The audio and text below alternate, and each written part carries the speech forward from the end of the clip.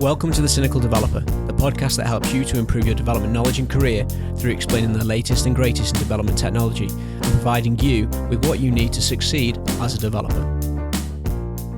In this episode, we're joined by Andrew Kelly, who's here to talk to us about well-architected web applications. And we are live today, a one-on-one at Manchester Airport, so the sound is a bit echoey, but not much we can do about that. Anyway, Andrew is a web developer from Cheshire in the UK, who currently works as a technical team lead. Andy has been a web developer for over 15 years, and he specialises in .NET Core and more recently in AWS. He has a passion for everything cloud and will shortly be broadening his experiences as a platform engineer. So welcome to The Cynical Developer, Andrew. Hi there. So thank you for taking the time today to come and talk to us about this. This is something new for me and hopefully new for the listeners as well. And I think well-architected is a very opinionated term. So for you in this sort of scope, what does well-architected mean? I'm just basically following AWS's well-architected framework. I just believe it's a good set of principles to follow. I also think it's probably cloud agnostic as well. It can be obviously applied to Azure and GCP, I suppose equally to AWS. Basically, the well-architected framework is a white paper detailing consistent approaches for building secure, high performance and resilient and efficient applications. It's just in this context, it's nice to think about how you approach it from a web perspective as well as just a general application. What the higher level design principles going to be used to create a well-architected web application. I'll go into further detail shortly. Sure. So it's a guideline on how you should be not just producing your software, but all the infrastructure around it and everything that brings together an online system. Exactly. It's more focused on infrastructure, I guess. But right, okay. If you're talking about a website, there's so many design choices, whether I do a server-side rendering, client-side rendering, that will obviously dictate the infrastructure that we're going to use greatly, significantly. So it's a good set of principles to follow to develop a quality platform. Okay. So I don't know much about this well-architected platform that Amazon talks about, but I know that it mentions 5 pillars. Can you sort of tell me what those are? The 5 pillars are operational excellence. That's basically saying that changes should be made in small reversible changes. Operations should be done with code. It's covering a security pillar, which is obviously common sense things like protecting data in transit, things like traceability, security at all layers. There's reliability pillar, which is that they basically push you to scale horizontally rather than vertically. And just practices like automatically recovering from a failure. There's the performance efficiency pillar, talking about mechanical sympathy, picking the right tools for the job, and also being AWS, they're kind of pushing serverless architectures as well, just because that scales so easily compared to things like virtual machines. And the final pillar is cost optimization. That's most of all about stop guessing about how much stuff's going to cost and use managed services. Cloud is great at services, and rather than renting a virtual machine, you can just use services wisely to reduce the total cost of ownership. Okay, great. Yeah, it seems like this is a set of principles that one of my current hosting companies could benefit from. We've got some outages at the moment that at the time of recording has been nearly 48 hours, and it's slightly annoying to say the least. Maybe they need to come and listen to this episode once it goes live. A little bit earlier on you mentioned server-side rendering and client-side rendering. Can you explain what server-side or SSR is? Yeah, I think SSR rendered websites or server-side rendered websites are the most common way of rendering content. Basically, each page that you see on the website is downloaded as a separate request. And, that can have benefits, especially for SEO reasons. Although Google's got better at reading the content from client-side rendered sites, I think it's still easier for most search engine providers to read SSR, and at the same time it's also easier to lock down a server-side rendered website. So it does have its benefits in certain situations. Sure. So server-side rendered, it's not necessarily just serving up static HTML files. Is it more like the .NET MVC side where the page is processed and the HTML is just pushed through to the client? So kind of all sorts of processing could be done by the server, and that can actually lead to its downfall. If I'm talking about a content managed site using like a vanilla CMS such as Umbraco, I'm relying on the server to compile the content, perhaps doing lots of relational database queries, and it can be quite intensive, and it can obviously make the website less responsive. Like you don't want a large monolith with a server-side rendered site, because the responses are going to be slow and the user experience is going to be poor. Okay. So that's SSR. We've got CSR, which is client-side rendering, which you talked about there. Could you sort of elaborate on that a little bit for us? So client-side rendered sites, they've become far more popular last few years. This is sending back a basic HTML page with a JavaScript bundle, and it's basically offering a more unique experience to the user who, you can flick through pages without sending lots of requests back to the server. So you can basically provide an experience that's seamless and fast. And a problem, however, is if CSRs aren't done right, you can download large bundles in one hit. CSRs are great on the proviso that you use tools like Webpack, and you split things up. You split code into modules. You prevent duplication. You do a lot of prefetching, and you're optimizing what gets sent back to the client. So long as that's done, you provide a great user experience. One big disadvantage, though, is it's still quite not there for search engine optimization. If Google's crawling a CSR rendered site, it still needs to kind of render that site in the background to crawl the text from it. And again, you'd expect that you'd have entry points as well, so that users visiting the page can actually get sent back to the right page. So that's a proviso for developing a good CSR-based website. Okay, so they're really sites like SPA or single-page application websites. That's what a CSR is, isn't it? Yeah. So you're looking at things like React and Vue.js and Angular, things like that. Angular, and there are a few others that are out there as well. Okay, that's those two technologies. I think the not so new kid on the block, the cool kid that's coming up at the moment, is statically generated websites. Where does that fit into this sort of set of methodologies? Statically generated websites are essentially just HTML and just basically markup, which is being compiled by a static website generator. And sometimes it's all you need if you've got a small website with not much content, or something that doesn't change that often. A static website can be a very good choice. The reason being, it's they have very small attack vectors. I don't have to worry as much about statically hosted files than I have to worry about a web server which needs to be patched and which needs to be locked down. So at the same time, statically hosted websites in like cloud providers like AWS, when we're talking about S3, which is one of the main services that AWS offer,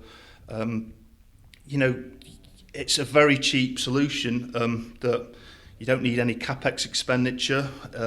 It scales up automatically. It's highly available, and it's easy to set up with a CDN like CloudFront. So the cost can actually be negligible. So, if I was to host a website with just a few pages, it would just be a very good choice. I'd have a lot less to worry about. Yeah. There are a lot of benefits about it, and that was a bit of a canned question on my part, because I've recently moved the Cynical Developer website over to statically generated websites.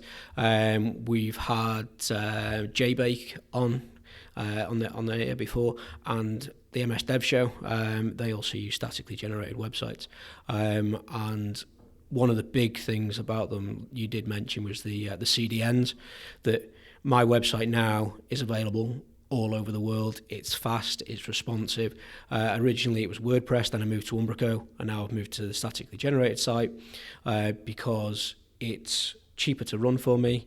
The website's faster, it's more reliable, and just uploading some HTML files is really good. And I use Netlify, and I build mine with a template and engine called Hugo. But I've got another website called andinookara.com, which is about tropical fish, and that's statically generated with JBake.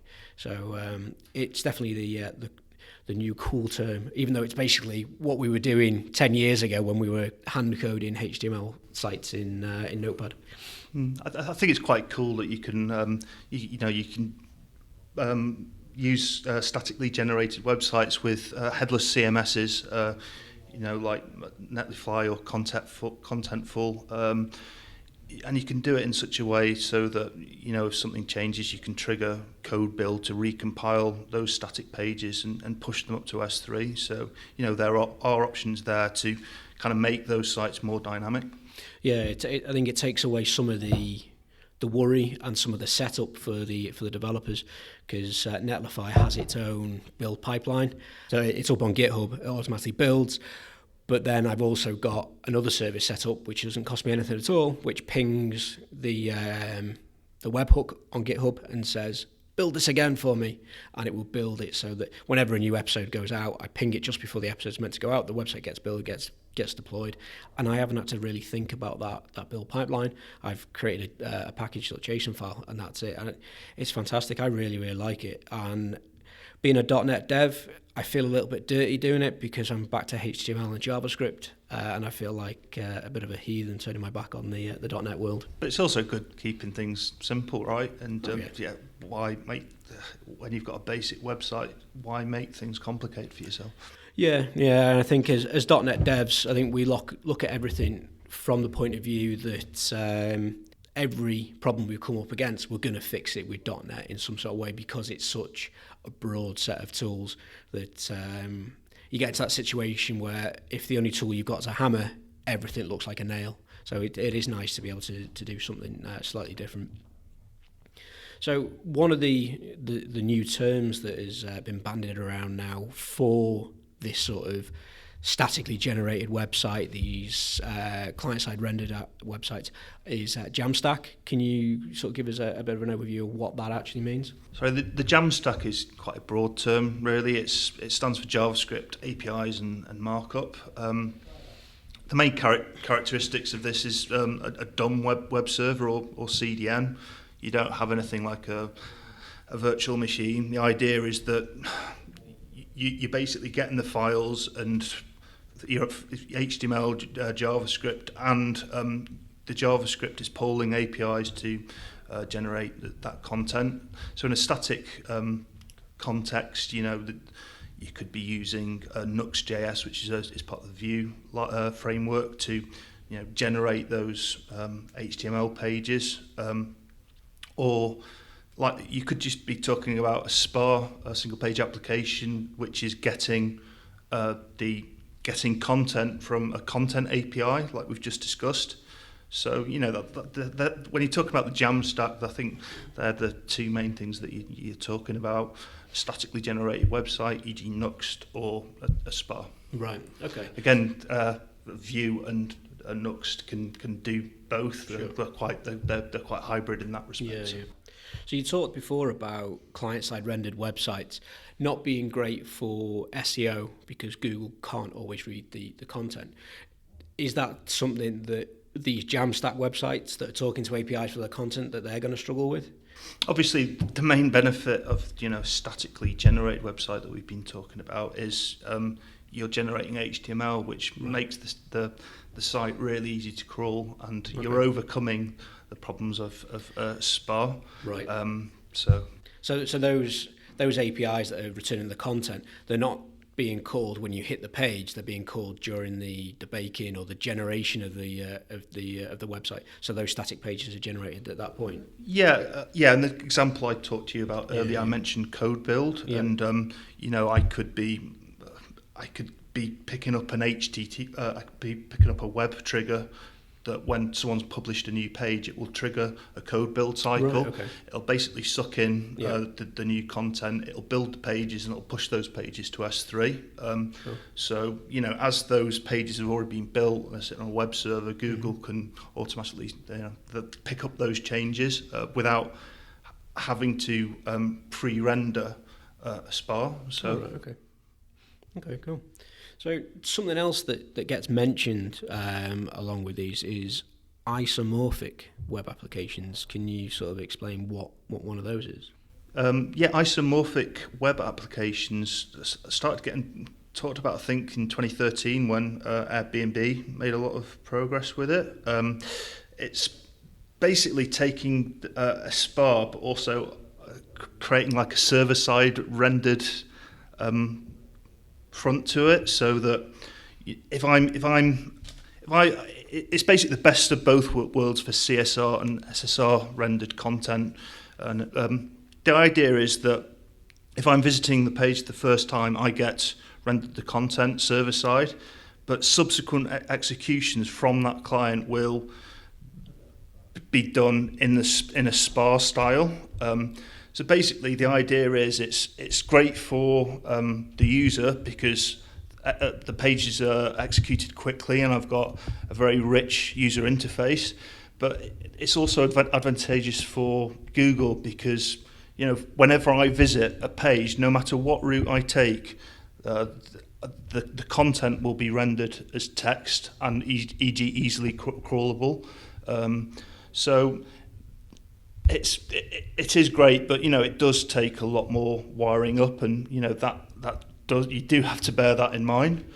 And just another problem is the way that these applications are often created.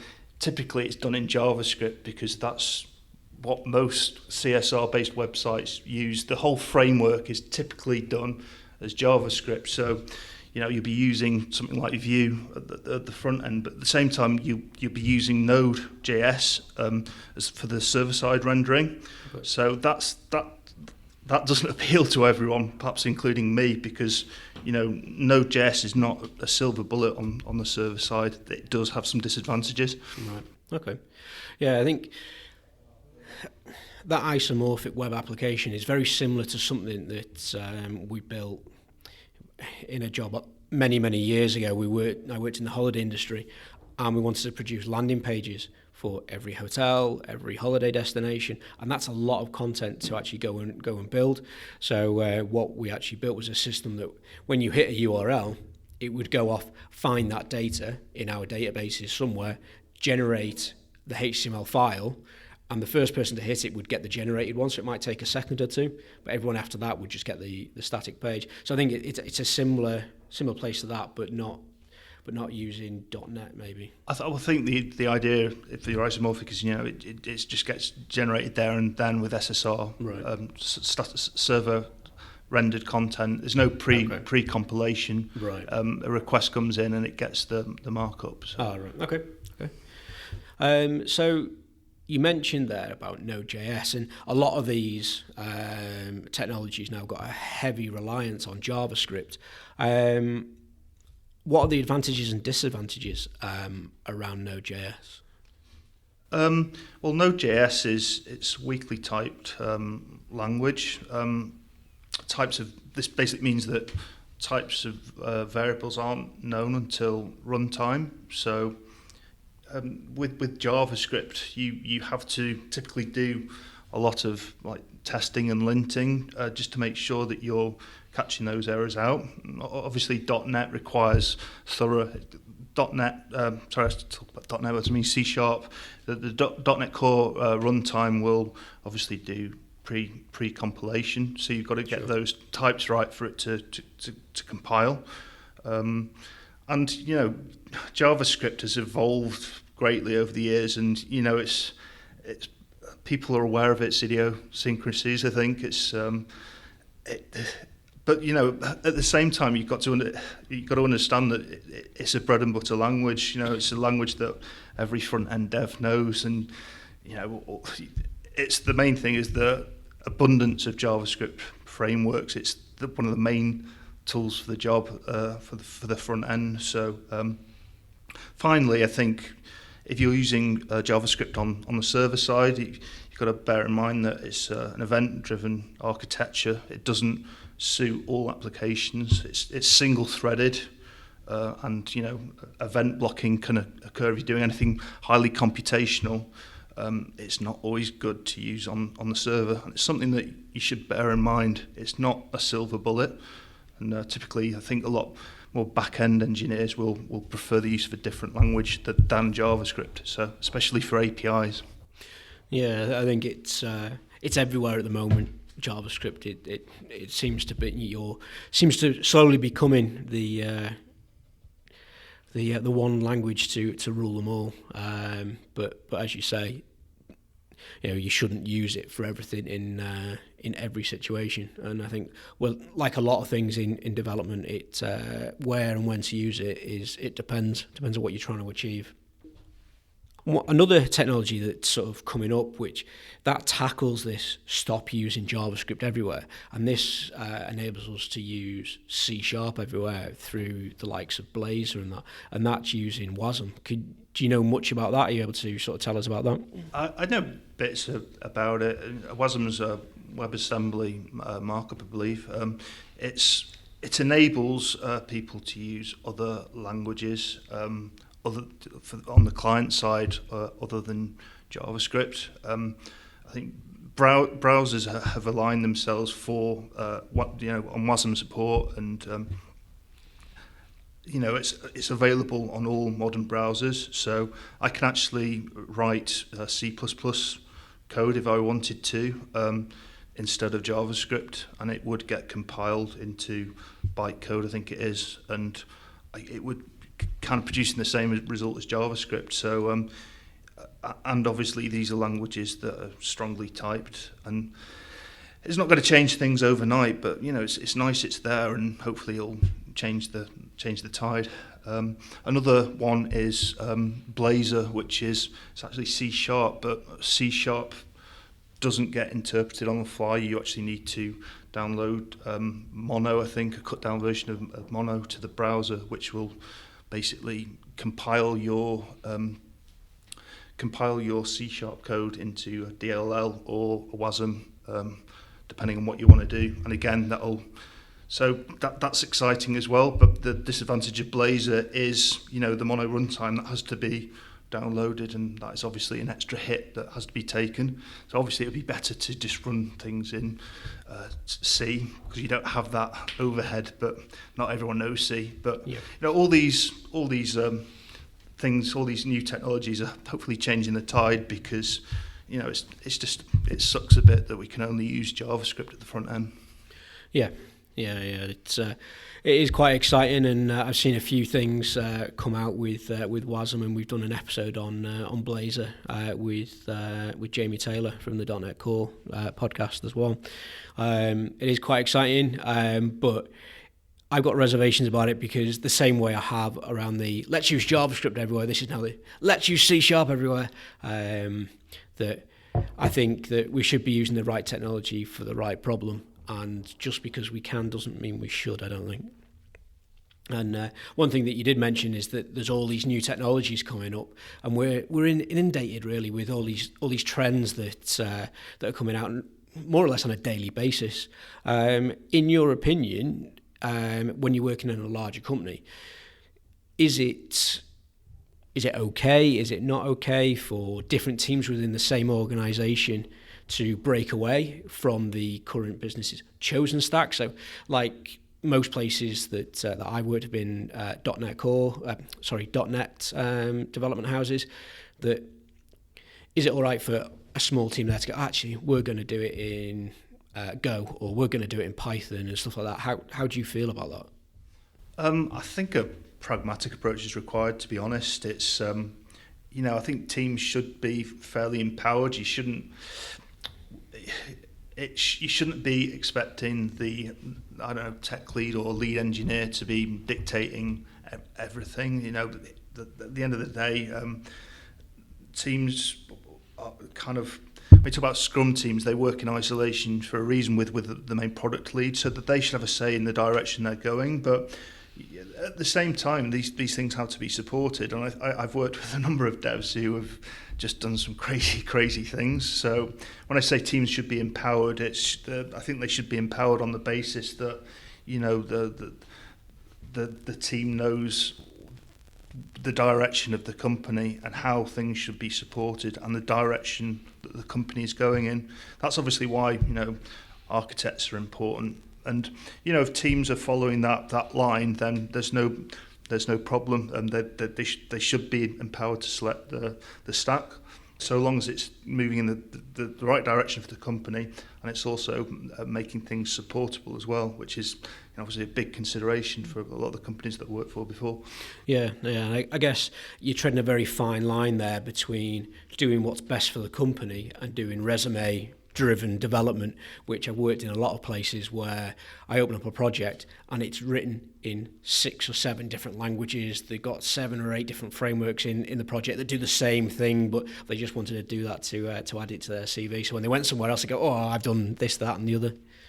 For me, it's been a very common occurrence starting at a new company, probably further back than more recently, that they've obviously got an application that no one's touched in years because they're scared to, because some developers came in, did some crazy stuff and didn't do a handover to properly support it. Yeah. And that is commonplace, and that should be stopped, and that's stopped by not using languages because they're cool or because someone wants to improve their CV. I think it's very common. Yeah. And so I think there's quite a lot in today's episode. There's a lot of new terminologies in there. SSR, CSR, static sites, WASM, Blazor. So I think the listeners are going to get quite a lot from today, and maybe need to go away and read up a little bit more on it. And I've not even started talking about serverless either. When you talk about that, you open a whole lot more up as well. So, but hopefully I've provided some useful insight in anyway. Yeah, I think you have. And if anybody wants to get in touch with you and talk to you more about this, then we'll include some details in the show notes on how to get in touch with Andrew as well. So just leaves me to say thank you again for coming and talking to us about this. It's all right, thanks. Okay, and until next time, to everybody out there, thank you for listening to The Cynical Developer. I'm James Stoddart, and you've been listening to Andrew Kelly talking about well-architected web applications. If you have any questions about this or any other episode, then drop us an email, a tweet, or leave a comment on the website, where you can find all the resource links, show notes for each episode. And if you enjoy this episode, please leave a review on your favourite podcast platform, iTunes, Stitcher, whatever it is, and help The Cynical Developer to reach more developers around the globe.